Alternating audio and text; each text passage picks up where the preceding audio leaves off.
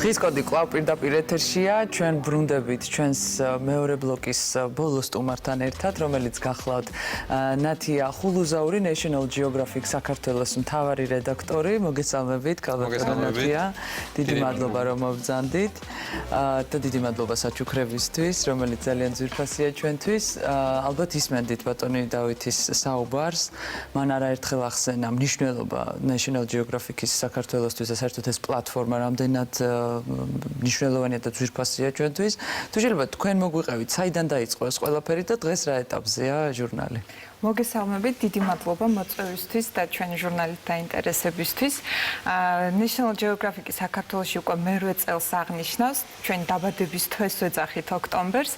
საერთოდ National Geographic-ი უკვე 132 წლის არის, პირველი ჟურნალი გამოვიდა 1888 წლის ოქტომბრის ნომერში, ესეც ემთხვევა საერთაშორისო და ქართული National Geographic-ის. თვითონ საქართველოში ეს იყო ჩვენი დამფუძნებლის გიორგი რამიშვილის იდეა, რომ საქართველოში შემოეყვანა ისეთი ბრენდი როგორც არის National Geographic და თქვენ ყავდათ წინა ბლოკში სტუმრად ბატონი დავით ლორთქიფანიძე, რომელიც არის ჩვენი სამეცნიერო საბჭოს ერთ-ერთი წევრი და სწორედ ერთად შემდეგ, როდესაც გიორგიმ გაუზიარეს იდეა, ძალიან ბევრი რაღაც გარკვეული პერიოდი მოლაპარაკებები მიმდინარეობდა სათაობისთან და შემდეგ დაფუძნდა საქართველოში National Geographic და 2012 წლის ოქტომბერში გამოიცა ჩვენი პირველი ნომერი. უკვე მეოთხე წელია ჩვენ სულ ვცდილობთ, რომ National Geographic-ის დაბადების დღე აღვნიშნოთ ქართული ყდით და ქართული თემით და წელს ამ შემთხვევაში ჩვენ გვაქვს თუშეთის თემა, რომელსაც დაახლოებით 2 წელიწადი ვამზადებდით უკვე აქტიურ ფაზაში. მანამდე კიდევ დიდხანს რომელიც თვის საუკეთესო სტატია. დიახ, ჩვენი და ხო ეს ძალიან ამაღელვებელია ჩვენთვის, რომ გარდა იმისა, რომ სათაო ოფისმა დაგვრთო ნება, რომ ყდაზე გამოგვეტანა თუშეთის თემა, ასევე დაასახელა თვის საუკეთესო სტატიად. ჩვენი ჟურნალი გამოიცემა მსოფლიოს 36 ქვეყანაში და აი ამ 36 ქვეყანას შორის არის ხოლმე ერთგვარი კარგი გაგებით კონკურსი. და ყოველთვის ბოლოს სახელდება საუკეთესო სტატიები ადგილობრივი გამოცემის მიერ მომზადებული და პირველად მოხდა, რომ ქართული რედაქციის ვრცელი სტატია გახდა ბესთედითი. მანამდეც გქონია ბესთედითები, მაგრამ ესეთი სრულყოფილი, სადაც არის დიდი თემა, არის ყოველმხრივ გაშუქებული, არის ამდენი ამხელა ვიზუალური მასალა, გვაქვს რუკა მომზადებული და ასე შემდეგ, ეს არის პირველი, ასე რომ მე ვფიქრობ ეს დიდი მადლობა.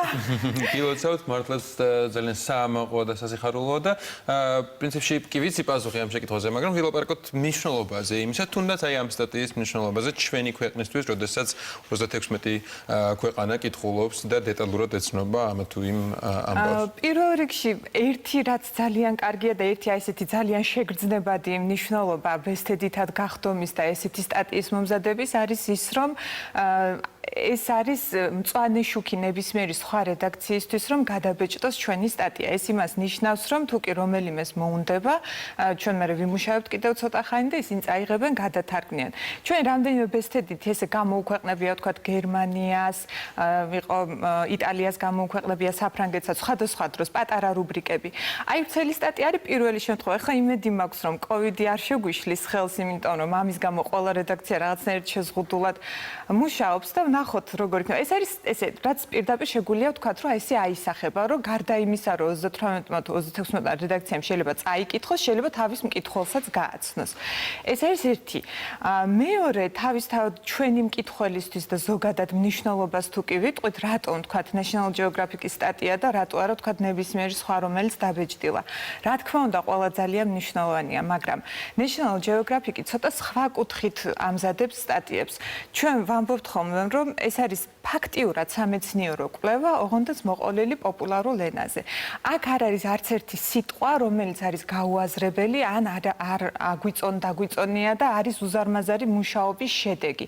ამ სტატიას ავტორთან ერთად ყავს, ვთქვათ, ჩვენ ავტორსაც და ფოტოგრაფებსაც ვეძახით სტატიის ავტორებს, იმიტომ რომ ისინი ძალიან აქტიურად მუშაობენ ამ ვიზუალური თხრობის ნაწილი რომ იყოს თავის ადგილას დალაგებული და ჟურნალისტი რომ ყველა ინფორმაცია, რომელიც აქ არის მიიყვანილი, ყველა დეტალი იყოს სწორად გადმოცემული და გადამოწმებული და თანაც ეს ყველაფერი იყოს ისე მოყოლილი, რომ აი ნებისმიერ ადამიანს, ვინც არ არის მეცნიერი, ვთქვათ, არ არის ამ შემთხვევაში ეთნოგრაფი, ხელმისაწვდომი იყოს და გასაგები. ამიტომ არის ამის ჩვენ ვეძახით სიღრმისეულ თხრობას, storytelling-ს. აი მაგაზე უნდა ვისაუბროთ ცოტა მოგვიანებით. მართალია რომ თუ შეძე ფილმის გადაღება არის დაგეგმილი? კი, ჩვენ ერთდროულად პარალელურ რეჟიმში მუშაობდით სტატიაზეც და ვიდეოზეც. სხვათა შორის გაეროსთან ვითანამშრომლეთ და EBRD-სთან, აი ამ კონკრეტული სტატიის მოსამზადებლად და მათი ხელშეწყობით ასევე მოვახერხეთ ის, რომ გადავიღეთ არჩეულებრივი მასალა. ხო. და ეს ფილმი არის მზადების პროცესში და მალე იქნება. ორი ფილმი უკვე გავაკეთეთ, რომელიც კონკრეტულად თუშური გუდის დამზადებას ეხება, თუშური გუდის ყველის და ეხა იქნება ზოგადი უფრო აი სტატიის თანმდევი ვიდეო, რომელიც იმედი გვაქვს, რომ მალე სანამ კონკრეტულად აგვიხსნით უფრო დეტალურად მათთვის, ვინც არ ვიცით რა არის storytelling-ი, მანამდე მინდა გითხოთ, რამდენად თანამშრომლობთ, როგორც ვიცი, ეროვნულ მუზეუმთან, National Geographic-ი და თუ შეიძლება ამაზე რომ მოგვიყვეთ. რა თქმა უნდა, National Geographic-ი პირველ რიგში ძალიან, ეს უნდა ითქვას, რომ ფიზიკურად ძალიან ახლოს არის ეროვნულ მუზეუმთან, იმიტომ რომ ჩვენი ოფისი არის განთავსებული ეროვნული მუზეუმის ერთ-ერთ შენობაში, რაც ჩვენ გვაძლევს მართლა უნიკალურ შესაძლებლობას, რომ წვდომა გვქონდეს პირდაპირ სამეცნიერო კვლევასთან, პირველი რიგის წყაროსთან. საქართველოს ეროვნული მუზეუმი ჩემზე კარგად უკვე ისაუბრა ბატონმა დავითმა, მეც გავიმეორებ, რომ ეს არის არა მხოლოდ კოლექცია და მუზეუმი, ეს არის ძალიან დიდი ბაზა სამეცნიერო ინფორმაციის, სადაც ხდება კვლევა, ინტერპრეტაცია, შემდეგ მოყოლა, ვთქვათ, გამოფენით და ეს ყველაფერი ამ ყველაფერთან სიახლოვე ქართული გამოცემისთვის არის ძალიან მნიშვნელოვანი და სხვათა შორის უნიკალურიც, იმიტომ რომ სხვა გამოცემები ძირითადად არსებობენ მასთან publishing house-ებთან, გამომცემლობებთან და აი ჩვენ გვაქვს ეს ფუფუნება, რომ მეცნიერებთან თანამშრომლობდეთ. და სხვათა შორის აი პირველი ბესთედითი, რომელიც გახდა შედარებით ვრცელი სტატია, იყო ძალიან დიდი ნომერი, რომელიც ეძღვნებოდა სამარხების ძარცვას. ძალიან საინტერესო ნომერი იყო, ყდაზე ჰქონდა ტუტანხამონის სარკოფაგი, რომელსაც ტყავის ხელი ჰქონდა აფარებული. ძალიან საინტერესო ყდა ჰქონდა იმ ნომერს და მთელი ნომერი ეძღვნებოდა როგორ ხდება სამარხების ზარცვა და რო ეს არ არის ახალი მოვლენა და ნოდითგანვე ესე იყო და ხშირად ძალიან მალევე იძარცვებოდა ეს სამარხები და სწორედ აი ეს რომ გაუზიარე ჩვენი მუზეუმის კოლეგებს ნინო ორთქიფანიძე მითხრა რომ იცი ჩვენთანაც არსებობს სამარხი რომელიც დადასტურებულად ვიცით რომ არის გაძარცვული ჯერ კიდევ მეორე 1000 წელს და იქნებ დაინტერესდი ამ თემით და დაუკავშირდით მე ბატონ ზურაბ მახარაძეს და მასთან ერთად მოამზადეთ თემა ეს იყო ძალიან საინტერესო თავგადასავალი იმიტომ რომ არ გქონდა ვიზუალური მასალა და შევქმენით ილუსტრაციები და აი სტატიაც გახდა ამას ვეძახით sidebar-ს თანმდევი სტატია იყო იმ ძირითადი სტატიის და ძალიან დიდი მოწონება დაიმსახურა და აღფრთოვანება სამარხის ქურდები ესე ერქვა და სხვათა შორის დღემდე როცა წაწყდება ხოლმე ვინმე მოწონს და ძალიან სახალისოა და საინტერესო ძალიან საინტერესოა თქვენი მოსმენა და მინდა რომ ახლა ეს სტატიები კიდევ უფრო სიღრმისეულად წავიკითხო. მაინტერესებს როგორი არის მიდგომა, აი რა არის მთავარი, როდესაც იწყებთ თქვენ სტატიის შედგენას და რა არის ეს storytelling-ი, ეს სიღრმისეული თხრობა, რომელთაც შემდგომ ნებისმიერ მკითხველს, ნებისმიერი წარმომავლობის მკითხველს შეუძლია რომ აღიქვას და სწორად მიიღოს ეს ინფორმაცია. ხო, ჩვენ ერთი პატარა შესწორება უნდა გაგწაი შემეშალა გაძარცვული სამარხი ბევრი, მაგრამ ეს იყო სამარხი, სადაც ანუ აღმოჩნდა ის ქურდები გამოსვლისას დაიმარხნენ და ამიტომ გვაქვს ესეთი უნიკალური კვალი. ამის დაზუსტება მინდა და არასწორად რო არ გამომივიდეს. რაც შეეხება აი ამიტომ არის ცუდი ქურდობა. 2000 წლის მერე შეიძლება 4000 წლის მერე მოგვეკითხოს. ნამდვილად. და მე დაიწერება სტატია სამარცხვინო National Geographic-ში. და გაიგებს ამას სამყარო. რაც შეეხება ჩვენს აი როგორ ხდება სტატიის მომზადება, ჩვენ გვაქვს ძალიან ბევრი ეტაპი. არის ორი გზა, არის ერთი გზა, როდესაც თვითონ რედაქცია უკავშირდება, ვთქვათ, ავტორს და ეუბნება, რომ მე მაქვს ესეთი თემა, ესეთი იდეა და მინდა, რომ შენ კონკრეტულმა ავტორმა ჩემთან იმუშაო და მოდი მოვიფიქროთ, ხარ გაინტერესებს თუ არა. არის შემთხვევა, როდესაც ავტორი მოდის ჩვენთან. ნებისმიერ შემთხვევაში, როდესაც შეთანხმება ხდება თემაზე, ივსება აუცილებლად სინოფსისი, რომელიც ფაქტიურად არის კვლევის წინაპირობა, სადაც მითითებულია ლიტერატურა, ის ადამიანები, ვისგანაც უნდა ვთქვათ რესპონდენტმა, ჟურნალისტმა აიღოს ინტერვიუ და იწერება მოკლე გეგმა.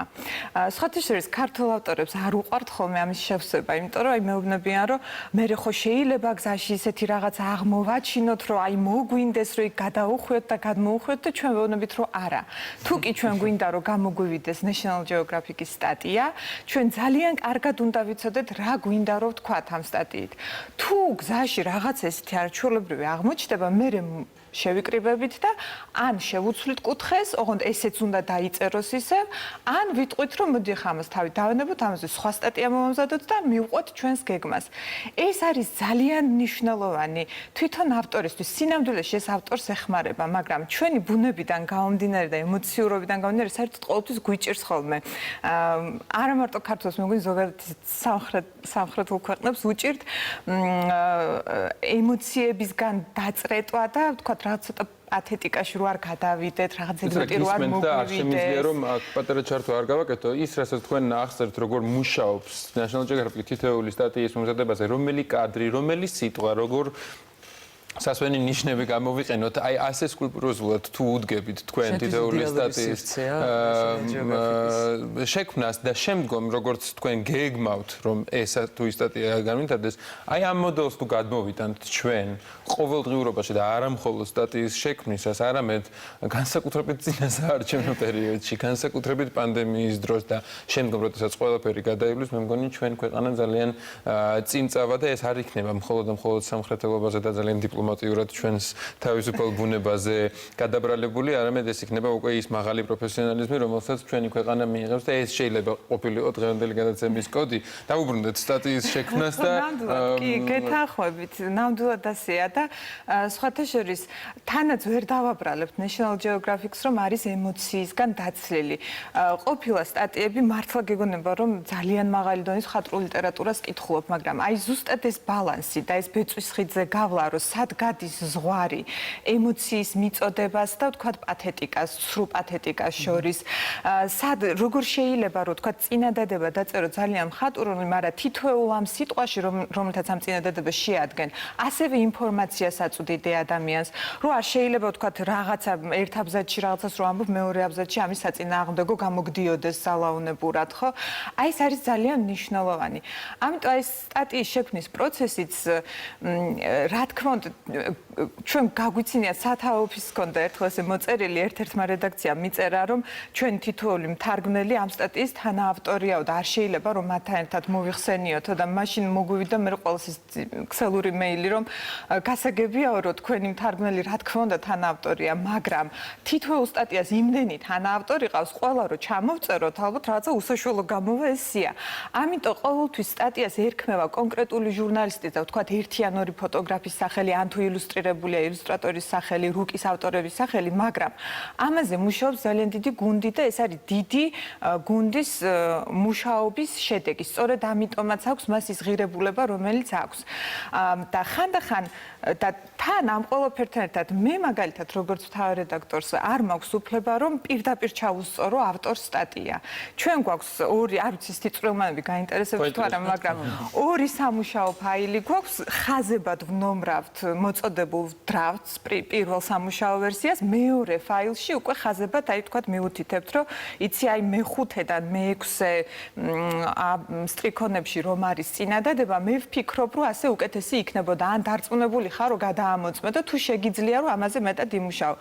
სიტყვის ჩასწორებაზეც კი და შეიძლება ზოგჯერ ავდივართ ხოლმე 11 დრაფტამდე, 12 დრაფტამდე, მაგრამ და მე იმ დრაფტს უკვე წინა საბოლოო პრეფაინალი რო ერქმევა, ის კიდევ გადის ფილოლოგის რედაქტურას, სამეცნიერო რედაქტორის რედაქტორას, სამეცნიერო კონსულტანტის რივიუს, ყველა რესპონდენტის მიერ რესპონდენტთან თანხდება ციტატა, რო ის ნამდვილად ხელს აწერს იმაზე, რასაც ამბობს. თავისთავად ცხადია ჩემს კიდე ერთ გადახედვას ამ სამუშაო პროცესის მერე და მერე მიდის უკვე კორექტორთან და მერე კიდე ავტორი კითხულობს და ამბობს რომ კი მე ამას ხელს ვაწერ ან არ ვაწერ. რა სტრატეგიული მიზნებისთვისაა კარგი სტორითელინგის გამოყენება?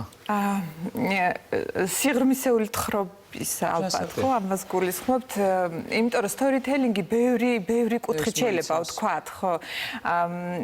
ალბათ იმისთვის, რომ ჩვენ მართლა რეალურად ფასეული და ღირებული ინფორმაცია მივიტანოთ ჩვენს მკითხველამდე და მაყურებლამდე და მოვახერხოთ იმისი კომუნიკაცია, რაც ნამდვილად არის მნიშვნელოვანი. იქნება ეს მეცნიერება, იქნება ეს კულტურა, ხელოვნება თუ რა. სხვათა შორის, აი National Geographic ხშირად მოიხსენიება როგორც სამეცნიერო ჟურნალს და ძალიან დიდი ხანია უკვე National Geographic არ არის მხოლოდ სამეცნიერო ჟურნალი, ეს მოიცავს ყველაფერს და ყველანაირი რუბრიკა არსებობს იმისთვის, რომ ჩვენ მაგალითად და ინტერვიუ ზუბინ მეტასთან გქონდა, არც იგივე ვთქვათ, ნებისმიერი ჰუმანიტარული მეცნიერების შესახებ დიდი სტატია, ხო, დმანის სისტემა, ვთქვათ, სათაო ოფისის მთავარი გამოცემის ყდაზეც იყო მოხვედრილი. ეს არის გზა, იცით რა, მოდით გეტყვით ჩვენს მისიას. ესე იგი, მეცნიერების, კვლევის, განათლებისა და თხრობის ძალას სამყაროს შეცვლა შეუძლია. ეს არის ის, რაზეც National Geographic-ი ეფუძნება და სულ ვამბობთ, რომ ეს ჩარჩო სინამდვილეში არა ჩარჩოა, არამედ არის სარკმელი, რომელშიც შეიძლება გაიხედო და დაინახო ქვეყანა უთვალავი ფერით და ელფერით და გაიგო რა ხდება დედამიწაზე. მე თვითონ პირადად National Geographic-ი მცლის ყოველ დღე, იმიტომ რომ აი ამ უცხოური მასალის გაცნობაც, როდესაც იცი ვთქვათ რა უჭირთ, არ ვიცი, გოგონებს ინდოეთში, ხო ეს ხო ძალიან ან აფრიკაში რომელიღაც ტომს რა აწუხებს დღეს. ეს ალბათ არის ძალიან საჭირო იმისთვის, რომ ჩვენ თავი ვიგრძნოთ მსოფლიოს ნაწილად და ამავდროულად შევინარჩუნოთ ჩვენი იდენტობა. ანუ პრობლემებზე ორიენტაცია ხდება თუ ასევე ამბის თხრობა და ვთქვათ საინფორმაციო შემეცნება? ყველაფერი, აბსოლუტურად ყველაფერი არის თავმოყრილი ამაში. ოღონდაც, როდესაც სიახლეზე ვლაპარაკობთ, ეს არ არის სიახლე, რომელიც მომზადდა დაუშვათ 5 წუთში და სასწრაფოდ უნდა მივიტანოთ მაყურებლამდე ან მკითხველამდე. ეს სიახლეც თუ კი რამე არის, ვთქვათ, სამეცნიერო სიახლე, ყოველთვის მოდის აკადემიური სამეცნიერო ჟურნალებიდან, ისიც მაინც შენელებულია, იმიტომ რომ მინიმუმ 2 თვე ჭირდება National Geographic-ისთვის სტატიის მომზადებას და თუ კი ვამბობთ, რა ჩვენ ამას ვამბობთ, ეს იმას ნიშნავს, რომ ჩვენ ვეფუძნებით შესაბამის წყაროებს და აი ხანდახან გამიგია, რომ უთქვამთ, რომ აი დაუშვათ რაღაცა დაიბეჭდა და რა წყაროს ეფუძნება. National Geographic-ი პირველ რიგში თვითონ არის წყარო და მე თუ მეცნიერებასთან გვაქვს საქმე, როგორც წესი ეფუძნება მაღალ რეიტინგულ წამყვან ჟურნალებს, როგორც არის Nature, Science, PNAS და ასე შემდეგ.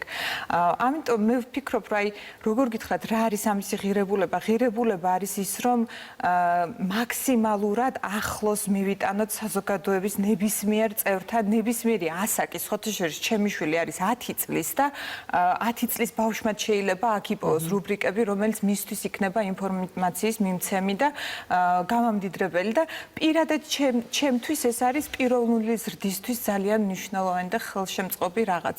იმისთვის, რომ რაღაცეთ ვიწროდ არ ვიყურებოდეთ ჩვენს პატარა სარკმელში და მარტო ჩვენ ცხვირს არ ვხედავდეთ, არამედ ხშირად ხდება ეს ჩვენს ქვეყანაში და ზოგადად ალბათ პატარა ქვეყნების დამახასიათებელი და ძველი ისტორიის მრავალფეროვანი და მდიდარი ისტორიის მქონე ქვეყნებისთვის დამახასიათებელი, როდესაც გგონია რომ შენ ხარ ყველაფერი და შენს გარშემო არც თუ ისე ბევრი რამ ხდება, სწორედ თქვენ ახსენეთ რა ძალიან მნიშვნელოვანია და ძალიან საჭირო ამ ჟურნალის არსებობა და იმედია რომ სწორედ ყველა ასაკის ადამიანი წაიკითხავს რომ მიხვდნენ რომ ისეთივე ახალგაზრდები, ისეთივე ბავშვები, ისეთივე მოზარდები არიან მსოფლიოს სხვადასხვა წერტილში, ზოგს იგივე პრობლემა აქვს, ზოგს აქვს იგივე არაჩვეულებრივი ძველი კულტურა ყველის მომზადების, თუმცა ჩვენ ყველაზე ძველი კულტურა გვაქვს ღვინის მომზადების, მაგრამ ძალიან ბევრ რამეში შეიძლება რომ დავემთხოთ და ამით გავხდეთ მსოფლიოს ნაწილი და სამყაროს ნაწილი.